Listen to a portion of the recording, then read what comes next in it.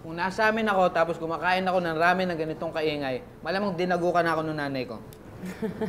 Ako nga kung nasa Pinas tayo, tapos ganito ako kumain, malamang nga tinakbuhan ako ng admirers ko eh. Wow! Anong weather ngayon? Winter na ba? Ang ginawa, ang lakas mo eh, ha? Manyari ka pa, mas mayabang ka pa sa akin. Siya nga pala. Mahilig ka ba sa bulaklak? Ligawan mo ako, no? Oy. Sabi ko pa nga ba yan nasa isip mo eh. Huwag kang assuming na natanong ko lang ha. Eh bakit defensive ka? Nagtatanong din ako. O bakit? Kapag balinigawan kita, sasagutin mo ako. Eh bakit mo naman ako liligawan? Bulag ka ba? Hindi. Pero yung feelings ko, hindi bulag. Actually, sensitive ako sa lahat ng mga may gusto sa akin. Ang yabang mo? Oops, hindi ako mayabang. Humble ako. Hindi ko nga pinagpapapansin lahat ng mga patay na patay sa akin ng mga chicks sa lalawigan namin. Nagpuntahan nga sa bahay lahat.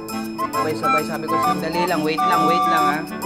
Kasi, taken na ako. Taken kanino? Sa'yo. Beautiful life, beautiful day. 미치도록 널 사랑했었던 날. Beautiful life, beautiful day. 너를 잃고 싶지 않아. Beautiful my love, beautiful your heart.